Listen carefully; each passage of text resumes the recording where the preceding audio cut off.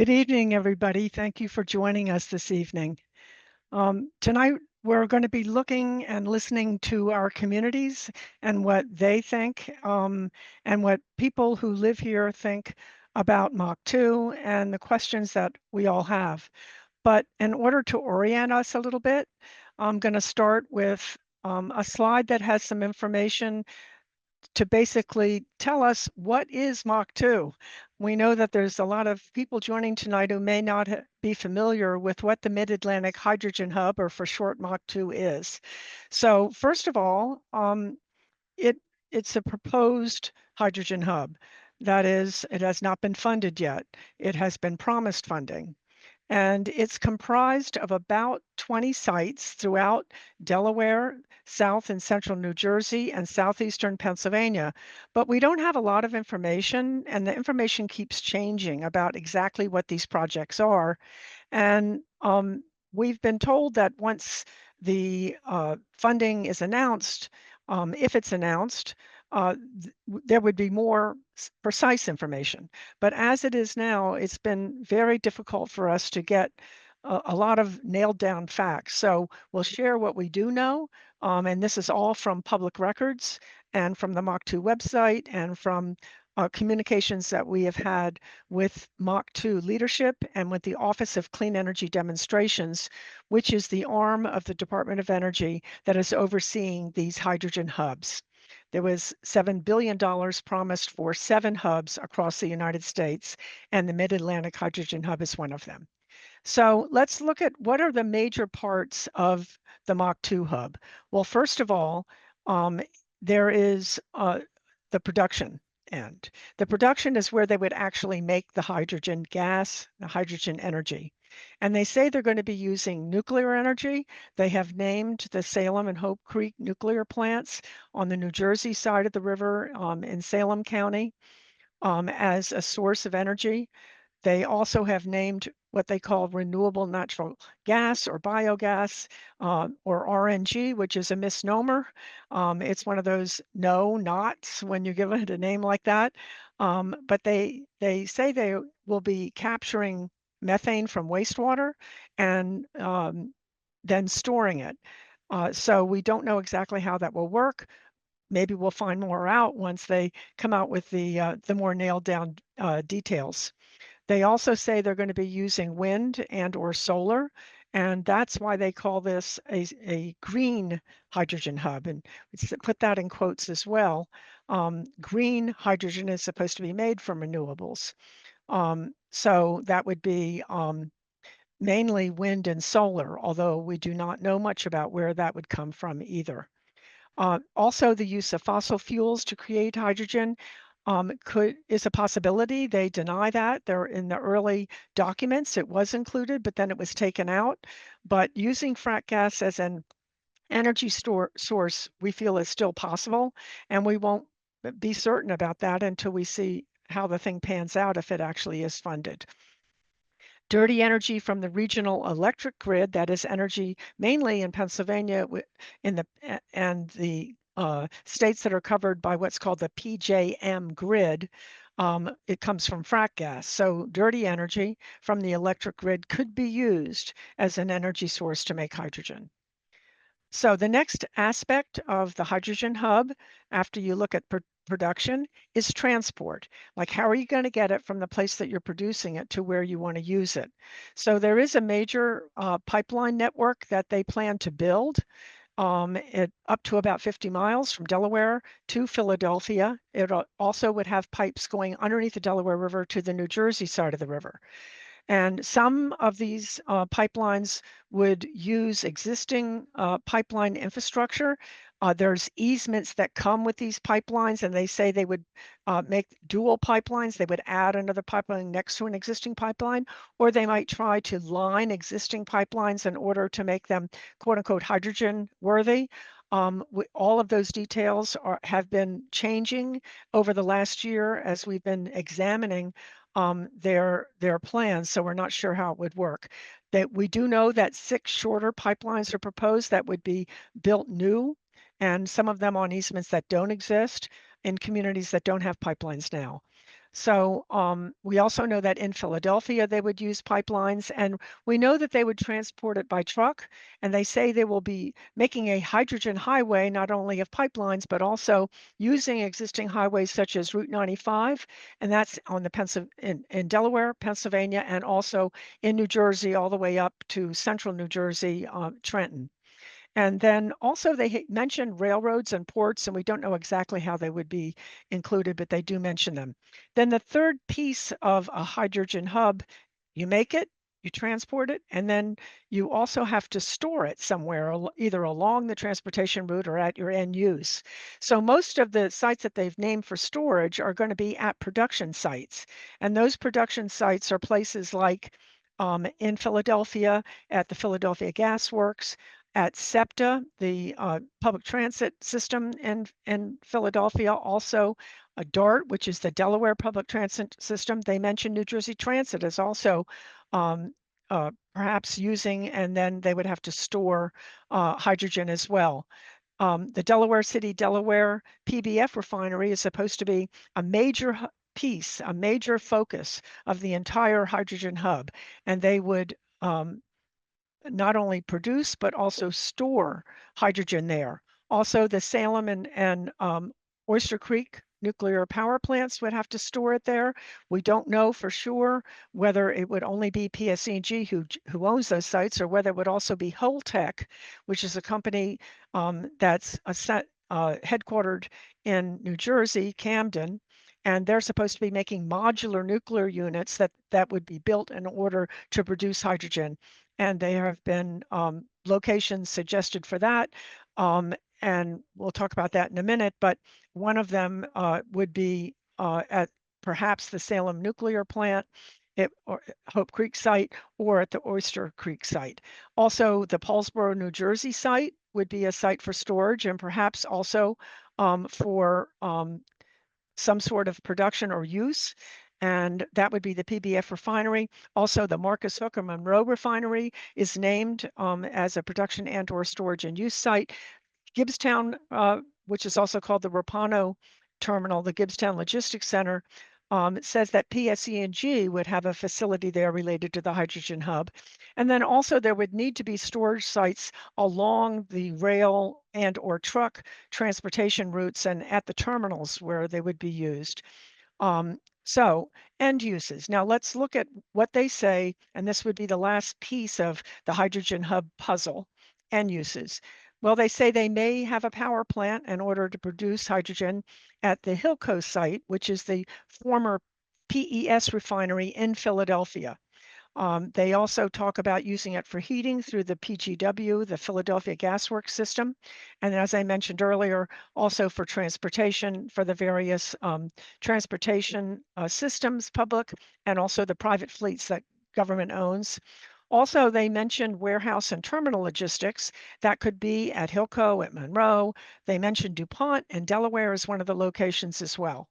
So a couple things here. One thing that seems pretty obvious as you listen to this is that they're planning on putting all of these 20 projects right on top of where we live, in very dense populations and on places where this infrastructure already exists. They say that's an advantage. We say, well, that's where all the harm has been done for 100 and 150 years because of the oil and gas industry having that infrastructure there. So it would really be layered on top of communities that are already burdened, already overburdened. So that's something that we need to think about in terms of the context. Also, there are no hard to abate or what end uses such as steel manufacturing that are planned. The end uses are actually all uses that are best suited to be directly electrified by renewable energy. There's no decarbonization of steel and that sort of thing in the MACH2 plans. And then finally, they have some projections of what they're going to make. We'll have to see how they turn out. So at this point, I'm going to stop here. And at the end, after we hear from Zulene Mayfield, we're going to talk about hydrogen itself and some of the problems that hydrogen energy represents. But right now I want to introduce Zulene Mayfield, and she's the founder and the driving force behind the Chester Residents' Concern for Quality Living Circle, or as they say, Circle. And Their goal is to ensure that families in Chester live free from polluting industries. She and other residents founded Circle in 1992, and they've been fighting ever since. And this was in response to the construction of the largest trash incinerator in the country, which they've been fighting and continuing to fight. And it moved just a block down from where Zulene's neighborhood was, and back then, and that's how they got started in order to stop that pollution. Despite personal attacks and hostility and pushback from industry groups and politicians over the decades of the work that Zulene has done, she has remained committed to fighting. And that is fighting for environmental justice and for the health of those living in Chester City in Delaware County in Pennsylvania. So it's a great honor to have Zulene Mayfield with us here tonight, and I'm going to turn it over to her. Zulene? Hello everybody. My voice is going to be a little bit crazy because I am fighting an illness. I feel stronger, better today, but my voice is going to be a little bit crazy. And I want to thank Tracy and Maya and all of our allies that we have that has helped us understand hydrogen and have been just precious resources for us and support for me personally and for Circle and the other communities that have been impacted by fracking and the pipelines and just the fossil fuel industry altogether. Um, as Tracy said, I am the chair of Chester Residents Concerned for Quality Living, or Circle. We've been around since 1992. And you name it, and we have fought it. But this thing here, along with the threat of the liquefied natural gas, or LNG, has been a tremendous battle. The hydrogen hub, as far as the community is concerned, we haven't released a lot about the hydrogen hub to the community because we've been locked out of the information that we need to inform ourselves and to educate the community. This MACH2 coalition that has been created has made sure that the information that they give out is not transparent and it's not resident friendly. It seems that the meetings that they do have are primarily for businesses to do what with what we have no idea. I don't even think that they are exactly sure of how this thing is supposed to work. As you all saw from the presentation that Tracy just made, this thing is kind of like all over the place. And it's a lot of different communities that will be impacted. And there has been zero outreach to those communities to tell them what is coming exactly. And there has been no, like I said, no transparency, even for us. So, they have monthly meetings that we are not welcome to because, we have to pay to go to them. They just had a summit that charged basically $1,000 a day for you to attend. Well, if you're talking about a community like Chester, that's a whole lot of money. So our perspective is that right now we are fighting the unknown. We are fighting to get pertinent information. What part of this is going to land where? What part of this is going to impact Chester? If you're talking about Marcus Hook, well, heck, you can walk into Marcus Hook from Chester in a matter of 2 or 3 minutes.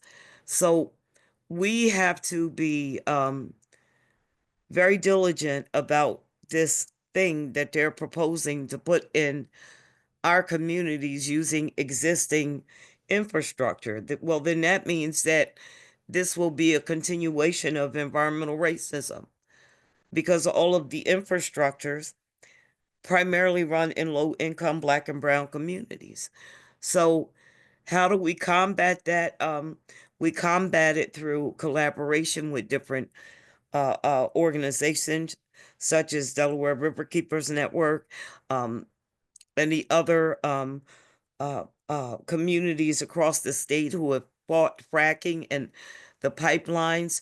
We all have to come together to fight these things off now more than ever, because we know that this new administration is going to be pro-polluters.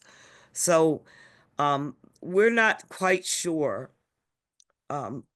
how this is going to impact us, but anything that is going to increase the amount of pollution, anything that's going to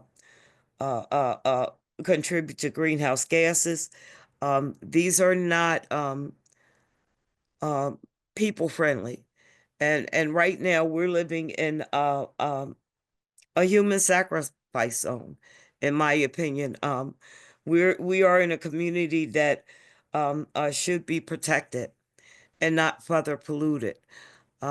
So we have a lot of work to do, and we will continue that work. We have done some things that hopefully will give us more access to information. We've met with various legislators, I think all of them for Pennsylvania, and told them where we stand at on this thing. And we believe that no money, no funds should be given to MACH2 until they treat the communities with a certain level of fairness. Because in actuality, they are going to be using our tax dollars to pollute us. And how can they use tax dollars and not give the communities or the public information when they're using our money? So I'm going to do the best I can tonight because my mouth is really dry, and I'm getting over bronchitis. So me and Tracy are going to piggy back and forth. Um, so go ahead, Tracy, talk for a minute while I adjust Thank you. myself. Thank you, Zulene. Thank you, boy, right on. So right now, I think maybe we'll just go right into a video that we've made of speakers from the community over the last couple of weeks. And I think you'll hear from people what they think they want to say to OSED and MACH2.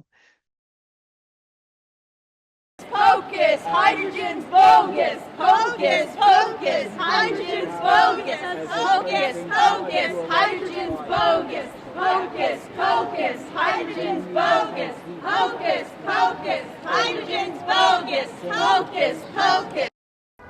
I am here on behalf of Circle and C4, and my concern is that Chester is an environmental justice community. It is home to the largest trash incinerator in the United States, and there is a hydrogen hub proposed to be placed in Chester, Pennsylvania, but there has been limited transparency on what hydrogen hubs are. So my question is, why is there an $1,000, $2,000 paywall on summits such as these, preventing residents from having a seat at the table or a conversation if hydrogen hubs are such good things for climate change? Yeah, I'd want to know why the people that are inside making a lot of decisions about what happens to this community are inside behind paywalled rooms that public members can't get into unless they pay to play. And realistically, this notion about where these hydrogen hubs are going to be placed doesn't really involve the communities that they're going to be placed in. They don't have a say in being able to say no. There's no information about where the funding is going to come until it is already awarded. And after those decisions are made, these things are just going to happen to communities. It's been advertised as this green, bountiful resource that's going to help change the world, but we know it's not going to be based fully on renewables when it starts, which means it's going to continue cementing in not only existing dangers from fossil fuels, but the systemic and long-term compounded harms that have been placed upon communities by individuals with power and money. And realistically, at the end of the day, that's only going to further disadvantage individuals, peoples, communities that don't have a say in what is happening to them. And so we're out here with members of the community because the more people learn about how masked this is, how wicked it can be, and how locked up it is inside the systems of power, that they're joining us out in the streets to say, hey, we don't want this to happen to us. This is supposed to be happening with us, for us, and by us, and instead you're creating another system of replicating past harms. And we're out here to say no. I'm South Jersey organizer for New Jersey Food and Water Watch, and we are very concerned about MACH2 and the hydrogen hub projects. It's been unclear where these projects will even be located in South Jersey. There's been no engagement with South Jersey communities. We've heard that they want to reuse existing infrastructure in environmental justice communities perhaps. And yeah, we want more clarity, and we want to know how this is going to impact, the people of South Jersey and South Jersey towns. Originally there was information on the MACH2 website that said South Jersey meeting TBA, but that was removed. So there's literally been no engagement with South Jersey about what this project might mean. There's no sites that are available. There's been talk of a so-called hydrogen highway, which certainly would include points across South Jersey, but we have no information. So we don't know. Are people going to be living along the route that hydrogen could be transported, or pipelines? There's literally been no community engagement, and MACH2 has said simply before shovels are in the ground, they'll talk to the community, which of course is not a fair way to deal with the public. And I'm mainly concerned about why community members are being left out of this conversation. There's a common phrase, nothing about us without us. And I think it's ridiculous that people are being forced to pay a bunch of money, like up to $1,000, $2,000, just to have a seat at the table and have input on a large project that's going to have devastating consequences for their community. So I come from an engineering background, and I think like a lot of the other people protesting this, there are obviously big environmental concerns, safety concerns, and then it's just really disheartening to see the lack of transparency that MACH2 has held. They're saying, oh, it's going to be so great, it's going to help the economy, but they're not really giving us any evidence of how they're going to be regulating these large projects, making sure that they are safe, making sure that they benefit everybody in the community, and making sure that the risks and benefits are balanced out. MACH2 is a hydrogen hub planned to impact southeast Pennsylvania, Delaware, and central and southern New Jersey. Chester City is one of many environmentally overburdened communities likely in the MACH2 footprint. Chester City is 5 miles from Philadelphia. Chester City is bankrupt, potentially becoming disincorporated, managed by a state-appointed administrator. Chester is bankrupt due to decades of government corruption that put the friends and families of politicians above the residents and taxpayers of the city of Chester. This corruption continually added polluting industries, resulting in a city with 40% of our children having asthma, the largest incinerator in the country with the fewest pollution control devices, which has hundreds of trucks idling for hours daily to drop off waste and pick up toxic ash.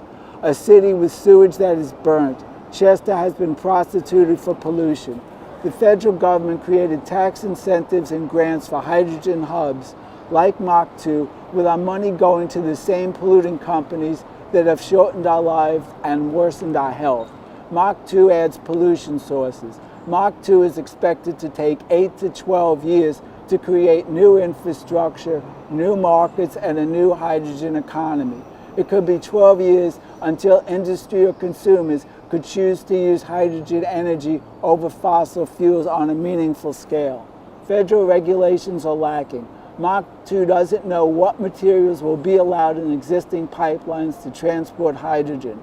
MACH2 does not know what locations and technologies will be part of MACH2. Not knowing the technologies or having even decided which sites would be part of MACH2 no one can know how much an additional cost would be passed on to utility ratepayers and taxpayers. If this project is granted $750 million, it might take 12 years to know if the project is a complete failure, at which time the project might be too big to fail, discard, or cancel. Yeah, I have many questions about this hydrogen hub. We've actually been left in the dark. Communities impacted, the public in general. But two of my questions are this. One is, where exactly are these different projects involved in the MACH2 hydrogen hub going to be? We've been given the general location of several of them, but we know there's going to be more producers and consumers than we're being told about. And where exactly will these sites be? And what pipeline easements are going to be used for transporting dangerous hydrogen and CO2 through our communities?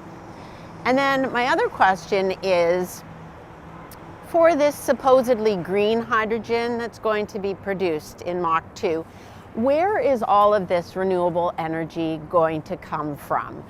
Is it going to be on site? Is this going to be new builds? Or, and we've been told this, MACH2 is going to be pulling some of the renewable energy from the grid. And here in Pennsylvania, our grid is woefully undersupplied by renewable energy. It's less than 10%. So how much of this precious renewable energy is MACH2 going to be pulling from the grid to use to produce green hydrogen, which is really an inefficient use of that resource? You have safety concerns? I do have many safety concerns related to the transportation and the consumption and even the production of green hydrogen. I live in a community where in Chester County, where there are a lot of pipelines, a lot of pipeline easements, and it's densely populated. So we would be putting dangerous hydrogen pipelines potentially through these communities. We would be transporting by truck hydrogen right here in Philadelphia to fuel these SEPTA buses that they're talking about using. So those are just two of the safety concerns. This whole MACH2 hydrogen hub, like the other hydrogen hubs, is cloaked in secrecy. There has been a disturbing lack of transparency on this project. I filed a request for the final application that was submitted by MACH2 to the Department of Energy over a year and a half ago under the Freedom of Information Act, and I am still trying to get anything but a heavily redacted response. And it's like, it's jumping through hoops. I've never seen anything like this, and it seems to just be delay, and in the meanwhile, we're just left in the dark over this project. We want answers.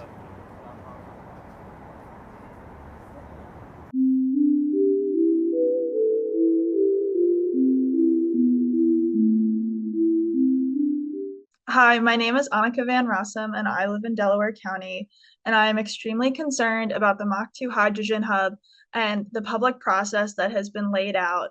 At this point in time, the community and the public at large is not engaged in the MACH2 hydrogen hub decision-making, planning process, or anything that the federal government has put out. If people want to go to meetings, they have to pay to attend. They are done during the workday, so people would have to actually miss work and may have to find childcare to be able to go and be involved in what should be an open public process, and what from day one has been promised by the federal government to be an inclusive and open public process. And they have sorely fallen down on the federal process, as well as the MACH2 hydrogen hub, who is supposed to be carrying out community meetings. And this is also not fair and upsetting because many of the requirements and guidance for how the MACH2 hydrogen hub should be engaging the community is actually laid out in the guidelines set out by the Office of Clean Energy Demonstration. So it's right there for them to read to understand how they can engage the public. And yet we have seen little to no public engagement, and more so, public exclusion at a very large and upsetting scale. Hydrogen is a false climate solution. Hydrogen is going to keep us tied to fossil fuels. And just as we are promised that natural gas was the bridge fuel to clean energy, that's what they're trying to do with hydrogen right now. And I think we all know it will just revert back to us continuing to being stuck on fossil fuels rather than moving towards a clean, renewable energy future that we desperately need right now. I'm Rachel Dawn Davis, Public Policy and Justice Organizer for Water Spirit. Water is the source and sustainer of all life. Without it, humanity cannot survive on sacred earth. In areas already facing water scarcity, how can we justify a hydrogen hub that consumes massive amounts of precious, dwindling fresh water for an inefficient energy system? With the climate crisis and a current drought warning in the Northeast, what steps are being taken to mitigate the ecological consequences of this water usage? Why should we invest in hydrogen hubs, which require enormous energy inputs and fail to deliver long-term efficiency, when cleaner, sustainable solutions like wind and solar are ready to scale? What moral responsibility do companies have to prioritize long-term sustainability over wishful short-term profits? With climate crisis and resource depletion, namely water, becoming increasingly urgent and ever apparent, why would companies continue investing in hydrogen hubs which fail to provide clean, renewable energy? What's the economic logic behind investing in an unproven, risky system that is ultimately inefficient and consumes more resources than it returns? Why don't communities have the right to refusal of these false solutions? Why aren't companies like MACH2 Energy investing in scalable, community-based, renewable energy systems that empower local communities and provide clean, sustainable energy? Why aren't community-led projects being considered when they've proven to be efficient and sustainable? Why has there been no comprehensive environmental and economic analysis of the potential harms of hydrogen hubs taken seriously, especially with two already approved now? How can we trust these projects won't exacerbate the problems they claim to solve and endanger the very people they're meant to serve? Hi, I'm Karen Ferridan from Berks Gas Truth in Berks County, Pennsylvania. I'm also the co-founder of the Better Path Coalition and the No False Climate Solutions PA groups. I'm really frustrated with you, OSED, because I'm trying to figure out since last October where exactly I fit into all of this, where my community fits into all of this. I'm, like I said, in Berks County. I'm only a few miles away from Philadelphia, and while I'm not in one of the host communities, as far as I understand it to be defined right now, I could easily be affected by infrastructure build out that would have to be built to accommodate the various hub projects. And so why would I not be a host community? And in the grander sense, any of us who are going to suffer from the increased emissions that would come from this project, we're all going to be affected by it. Climate is everybody's NIMBY issue. And so I'm very concerned about that. But, I've been frustrated all along that we know so little. Even those people who are directly affected and already know that they are, know nothing. Why have you not been sharing information with us? I want to know everything that you know. I want to know everything you don't know. And I think everybody deserves that kind of level of engagement. So those are my real concerns, but I'm really wondering at what point you're going to finally engage the communities, and if it's after everything has already been decided and it's time to just start issuing permits. Frankly, that's too late. And so I expect much better of you going forward. Thank you for your time. My name is Karen Milton. I live in Northwest Philadelphia, and I have so many concerns about the MACH2 project. First of all, I question the entire premise for the amount of hydrogen development being financed by the Inflation Reduction Act. I think it's possible hydrogen may be an appropriate way to fuel certain industries that are hard to electrify.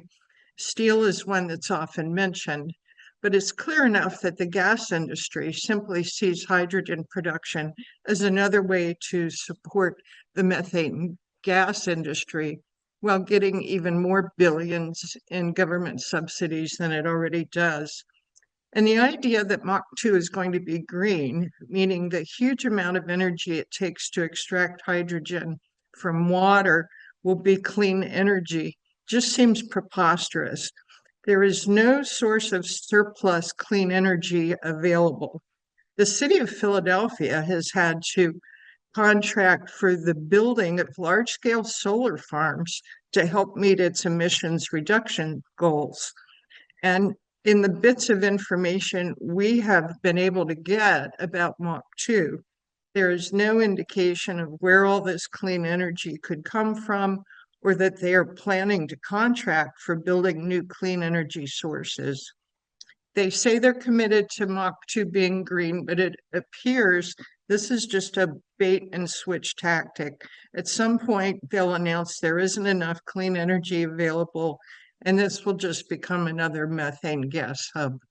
And that's one of the many reasons that I am concerned about MACH2. My name is Ken Dolsky, and I am a member of the steering committee of Empower New Jersey. And I have been working on, environmental and climate issues for a number of years, mostly stopping bad projects. And I have been closely watching the evolution of, efforts to use hydrogen. And there are many problems, but the two of the biggest problems that I see with hydrogen is first, its use is largely based on claims of decarbonization. And those are mainly false. Hydrogen is an indirect greenhouse gas because it slows down the decomposition of methane, which itself is a powerful greenhouse gas that captures 86 times more heat than carbon dioxide does over a 20-year period. And methane is responsible for about a third of global warming. So prolonging the life of methane is really bad. That's what hydrogen does. As a result, hydrogen has been shown to be about 100 times more powerful than carbon dioxide at capturing heat over a 10-year period. And as many of us know, hydrogen also leaks much more easily than any other element. And it leaks like 3 times as much as methane, which means it's roughly 3 times as bad as methane for the climate. So, while using it in a fuel cell produces no CO2, and everybody loves that, the process to get there is very, very fraught and negative for the climate, and will frankly only make climate change worse. The more hydrogen we use, you can bet that climate is going to get worse. And the government has totally ignored this in its models. And that's, and the government models also ignore the high leakage rate. So, the government is basically lying to us about this, quote, value of decarbonization and doing everything it can to make hydrogen look as attractive as possible. Which kind of leads me to the second problem, big problem that I have, is that the whole effort, excuse me, to find ways to use hydrogen is not rational. This is not the way a rational market evolves, like say, cell phones. It is not based on economics, and it's not based on good science. It's not based on good climate science. It is very obvious that it is simply a function of the money that the US government is making available to the industry and the resulting feeding frenzy amongst all the participants to get a share of it, which distorts their common sense and the accuracy of the data that they choose to review or they choose to use. Green hydrogen is far too expensive, and everybody agrees on that, for almost all applications today. But the industry can only get the government's money if they basically ignore that and proceed as if in the next year or two, the cost is going to magically come down by like 80%. And what we've already seen is that a number of projects have been canceled because that's what happens when the real costs are being incurred. Once you've built the project and you're actually operating it and you find out how costly it is, that's when the cancellation takes place, which is crazy, which means people aren't really using the right parameters when they plan these projects. But that's what happens when you have a bubble and when everybody's running after the money. So I would just say, simply put, for both of the reasons I described, ignoring the greenhouse gas impact and the high cost, the government has put its fat fingers, multiple fingers on the scale in favor of this false climate solution. And this is the expected result. Things that don't make sense, projects that have to die, people that, ignore good data and ignore common sense. And frankly, that's where I think we are now with green hydrogen in particular. So thanks for the opportunity. Hi, my name is Laura Snyder. I'm a Delaware County and Edgemont Township resident. I am on the leadership member of Delchester United for Pipeline Safety and Marcus Hook Neighbors for Public Health, and co-founder of WASIPA, Watchdogs for Southeastern PA. My questions to the Department of Energy, OCED, regarding MACH2 include the following.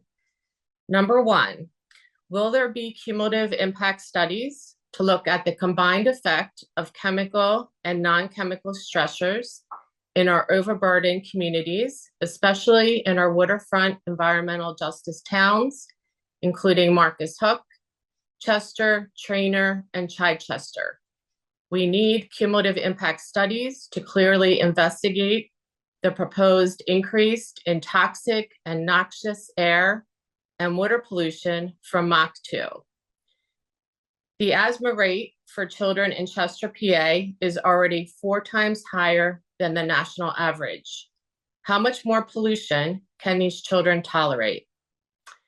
Number two, per the map of MACH2 infrastructure obtained through our right to know request, there appears to be hydrogen storage tanks on the map in Edgemont, my community, Glen Mills, Springfield, Swarthmore, etc. in Delaware County. What is the blast zone for a leak of these proposed hydrogen storage tanks? Who has prepared our emergency plan? And when will this be presented to the public? Along with hydrogen storage will come an abundance of CO2 pipelines with MACH2. Will our volunteer fire companies be fully equipped with electric fire trucks and emergency vehicles to respond to a CO2 pipeline leak? As we experienced during the CO2 Satarsha, Mississippi leak, the CO2 will stall and shut off any gas engines. So electric vehicles are the only emergency response vehicles that will function under these circumstances. How will our aquifers in Edgemont be protected from hydrogen leaks and CO2 pipeline leaks? When CO2 leaks, it turns to carbonic acid. We all have private wells as our sole water source in Western Edgemont. How will you ensure our aquifer protection with MACH2 build out? And when will this be presented to us? When will the Delaware County Community College MACH2 information meeting that was abruptly canceled this past fall be rescheduled to inform the Delco community of the MACH2 plans? Why are the only MACH2 meet and greet meetings currently geared toward industry to benefit financially from MACH2 and require payment to join? How are community members to learn of the infrastructure plans at a true free public meeting? When will this be rescheduled at no cost to the public to attend? Thank you, and I look forward to receiving some answers on this very expensive, elusive, taxpayer, environmentally flawed, and appears to be dangerous project. Thank you.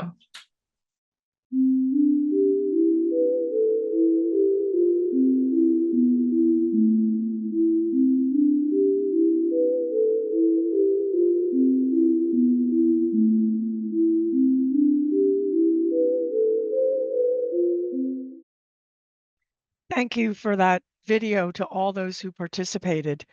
And you can see that there were different people from different areas, and this video will be packaged up and sent off to the Office of Clean Energy Demonstrations, the Department of Energy, and the MACH2 organizers. It will also be on YouTube and available to people. So before we go to questions and answers, I'd like to very quickly address the other slide here.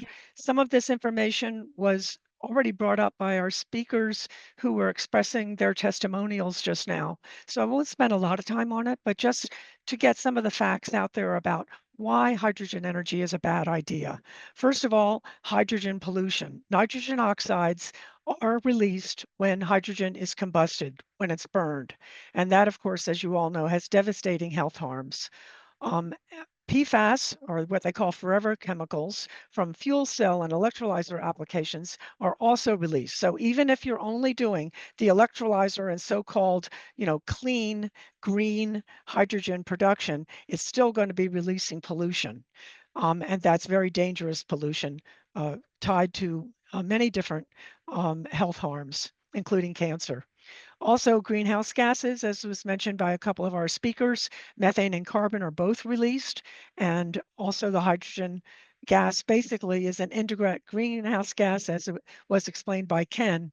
So this is supposed to be a climate program that's being funded by IRA, and in fact, it is the opposite. It is actually going to undermine our goals to reduce greenhouse gases by 50 to 52% by 2030, which is the executive order from President Biden himself.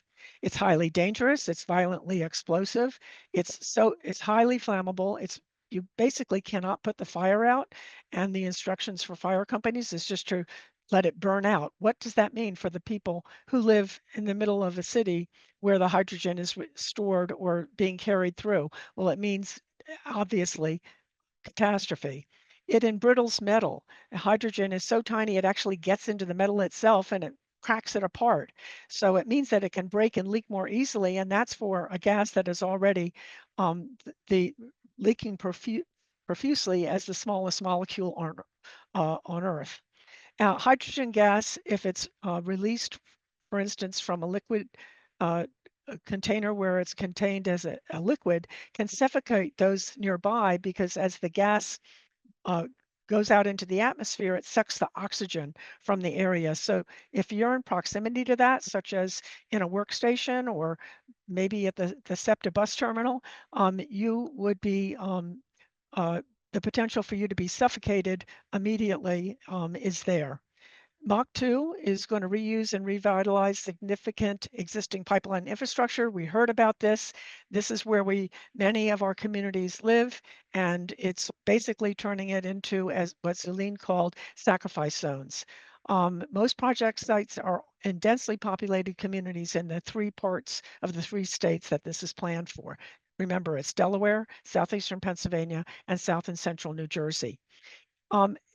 Hydrogen gas and the development of hydrogen energy is extremely energy intensive. In fact, the Energy Information Administration of the federal government describes it as being requiring more energy to make hydrogen than it produces as useful energy at the end. So just think about that. Can we afford to be wasting our renewable energy so we can go through this Rube Goldberg project of producing hydrogen and in the end up with less energy than we started with? Green renewable energy should be used to directly electrify. We don't have time to fool around with not reducing our greenhouse gas emissions and instead throwing money at this hydrogen hub pollution project. It's an expensive and very, at this point, lab scale type of technology. Most of it has not been built to scale. It's basically us being used as guinea pigs for these projects. And that's absolutely unjust, and it does not justify the money that's being spent. And finally, there's supposed to be these community benefit plans. And before we go on to Q&A, just want to mention, these community benefit plans are supposed to be based on Justice 40, which is the Biden administration's climate justice and social justice program. But what we found out in our conversations with the Office of Clean Energy Demonstrations, when we asked them, if a community looks at all sides of everything for a company that wants to come in and build one of these projects for the MACH2 hydrogen hub, and they decide they don't want to be a quote unquote host community, will they have the right to refuse? Will they be able to say no? And we were told straight out by the Office of Clean Energy Demonstrations, no, you do not have the right to refuse. So we're right back to where we were, companies coming in, proposing projects, and then deciding what our future is supposed to be. And that's absolutely intolerable. Also, there will be no public participation in the community benefits plans. As a matter of fact, the way that this is playing out and other places where the hydrogen hubs are ahead of us is they set up a committee, the company that wants to build the specific hydrogen project sets up a committee, and they handpick who's going to be on this committee. And then those committee representatives in some of these hubs have actually been required to sign non-disclosure agreements, and they can't even go back to their own membership, much less the public, to tell them what's going on behind closed doors in these committee meetings that are going to decide whether or not this project is going to satisfy what is considered to be the Justice 40 standards. So that is absolutely unacceptable by us. The other thing is that when MACH2 and these other hubs report back to OSED, we found out that it will be kept secret. Will be what's Ginny called the redacted information. This will be redacted from public view. We will not be able to know what MACH2 is saying about us, our communities, when they report back to OSED about how well they're doing in engaging the community during this next phase one if they get their money. So what we're doing is meeting with our elected officials in all of the 3 states that are under the MACH2 footprint. We're informing them of what's going on and asking them not to fund MACH2 and to make sure that these things are changed. And we will continue to expose them and protest at all of the meetings that they have. And we invite you to get involved, because the more organizations, the better, from more places, because we need to speak with a unified voice to say no hydrogen hubs, no MACH2. So at this time, I'd like to turn it over to questions and answers. Yeah, so the first one is, which is on point with tonight, is have there been any community meetings scheduled by the Department of Energy yet? Not in-person meetings that have been open to the public. The only one that did occur was back in March of this year, and that was at the Union Hall outside of the MACH2 footprint. And our communities had to push our way into that. We found out about it by accident. We had to hire our own buses to get people there, and we had to push our way in. So in terms of in-person, no, there has been none. There have been 2 what they call listening sessions, which is basically us talking at a black hole with some sort of summary of what they think we said sent back to us, which in most cases didn't match what we said at all. So Zulene, you want to add to that? No, there has been no attempt to make sure that the communities are informed. No attempt. And in fact, it's been the other way around.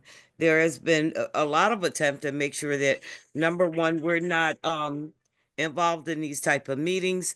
They don't want to have these meetings. Why? Because they don't want to give us the necessary information that we need. So, and that's why we're screaming, how can they use public money and lock the public out of necessary information, information that we know is going to impact all of us, all of us. Nobody is not going to be impacted. Nobody is not going. For example, as somebody brought up, volunteer firefighters, if they get this thing in, all firefighters and first responders will respond to this mess. And they will be at an extreme risk of personal safety.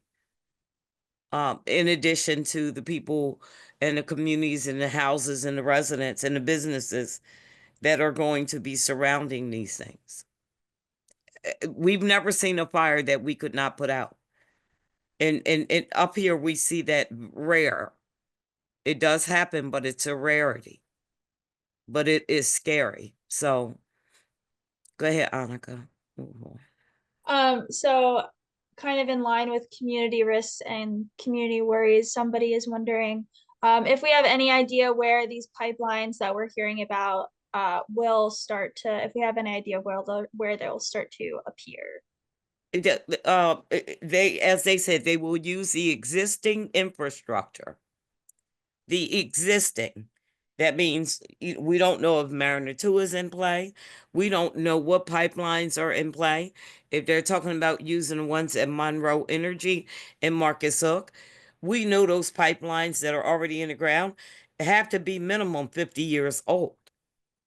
So how does old pipe use come into play with this new technology? They're talking about putting a sleeve in these pipes that would allegedly hold the hydrogen. But all of it is untested. All of it is experimental. And I don't want to be the guinea pig. I don't want to blow the hell up on somebody's experiment. Oh, we thought it would work. The whole entire thing is a money grab for somebody to play with our lives and the lives of our communities. So it's all experimental. As far as we've been told, the things that we've read, it's all unproven technology. Now, I would just add that as Zulene is saying, they say they're probably going to use existing easements for or pipelines themselves that already exist. There is, and maybe we can put it in the chat. It will definitely be in the follow-up email. We can give you the link to the records that we did receive through the Freedom of Information Act, and there are maps in there, and they do show where they think they're going to be building 6 new pipelines, which would be under 20 miles of new pipelines, but there is about 50 miles of pipelines that either exist or would need to be dualized if they actually move ahead with moving the hydrogen by pipeline. So we'll share that information with you and you can get some. Now, what they say in caveats of this is this could all change. They say this is just what we're planning right now, but it could change. So we have a bunch of questions, but I know we're at 7:30, so maybe this is a good one to close everything out if we want. But people are wondering who the decision makers are right now and if they have any professional affiliation. That's very easy. That's very easy. They're all polluters. They are all fossil fuel polluters. And that's who it is. That's it. It's very easy. They bought paper with the politicians. When we went to the first initial meeting, I actually took pictures of the name tags. 99% of the name tags were from fossil fuel industries. So, you know, I think that all of us in Delaware County, Chester County, Delaware, New Jersey, and anywhere in this country, we better be on our business about these hydrogen hubs because it's all bullshit. It's all bullshit. Using billions and billions and billions of dollars of our money that could go to really green infrastructure. Real solutions. Real solutions. Hydrogen is not it. You cannot use it in your homes. It's untested on these buses. It's all unknown. Then they talk about trucking this stuff. There is no hydrogen highway. The highways they're talking about are the highways that our buses use, that we use as commuters. And it scares, we talked about the train bombs for certain materials. We know about Palestine, Ohio, okay? We know about derailments. We know about how these things can blow up. Train derailments are not as common as auto accidents.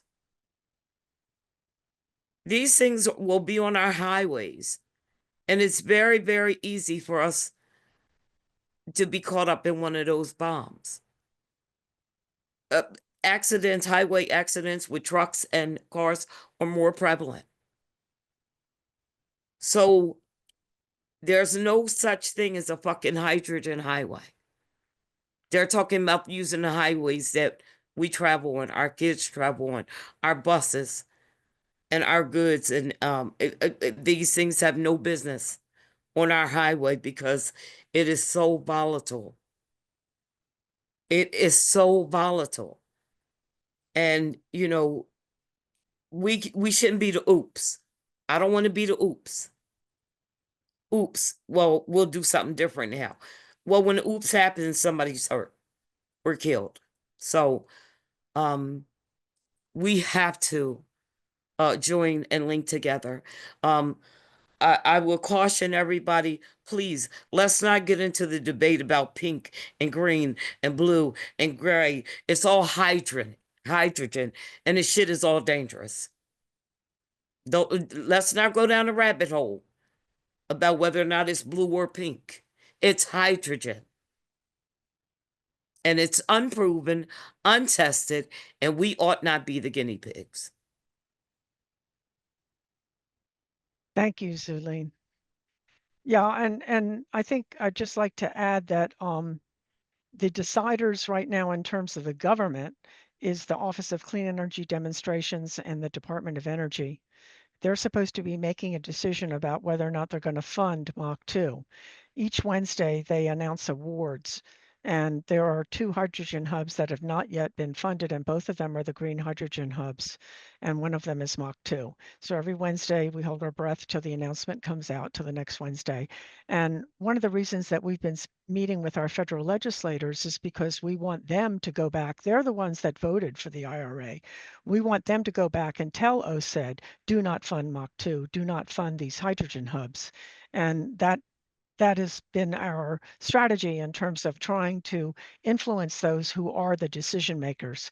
One last thing I'd like to say was I saw in the chat, there are many communities and people that are involved from Delaware.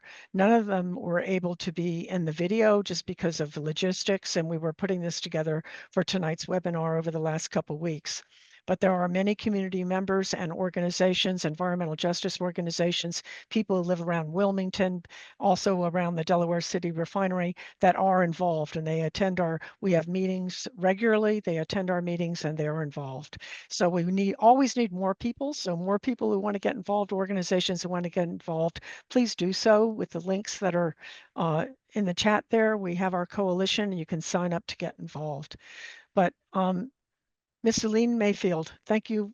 You're so inspiring. It's just so heartwarming to hear you speak and represent your community. And really, you're speaking for everybody, not just your own. We represent a community of human beings, and we want to be treated with decency, some dignity, and some equality, and some fairness.